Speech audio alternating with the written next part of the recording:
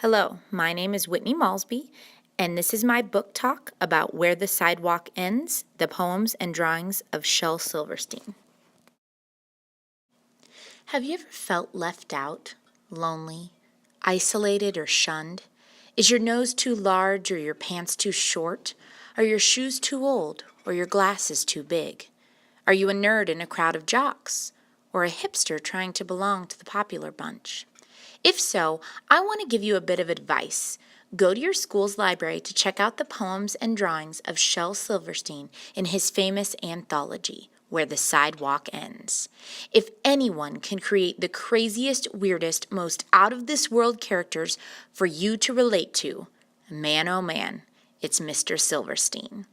As he states in his very first poem, if you are a dreamer, a wisher, a liar, come in. Let's take a look inside. Imagine a day in your life that was the worst of the worst, the most awful, the saddest and maddest you've ever been. Maybe you lost a good friend to the cool kid crowd.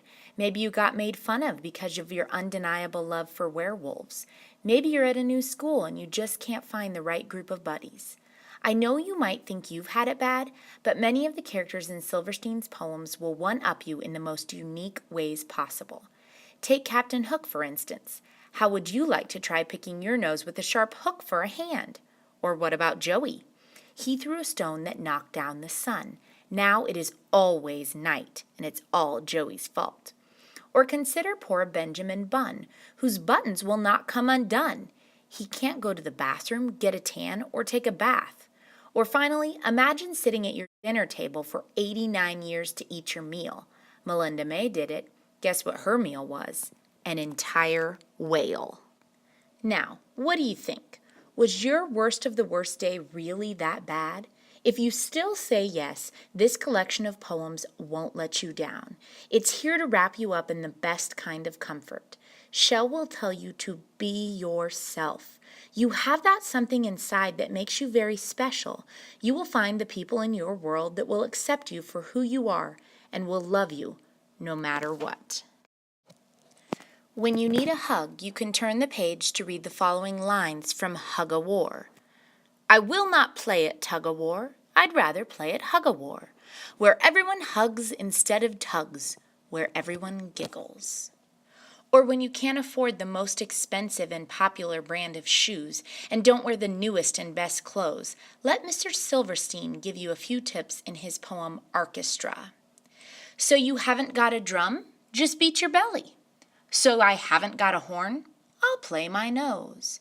And though there may be orchestras that sound a little better, hey, we're making music twice as good by playing what we've got. Finally, maybe you just feel different. You don't think you blend in or belong. The answer is clear. There is no different when it comes to the equality of all human beings. Small as a peanut, big as a giant, we're all the same size when we turn off the light. Rich as a sultan, poor as a mite, we're all worth the same when we turn off the light. Red, black, or orange, yellow or white, we all look the same when we turn off the light.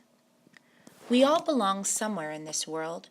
We have our own special place waiting for us where we can share our special talents, our weird quirks, and our unique personalities and be accepted as who we are.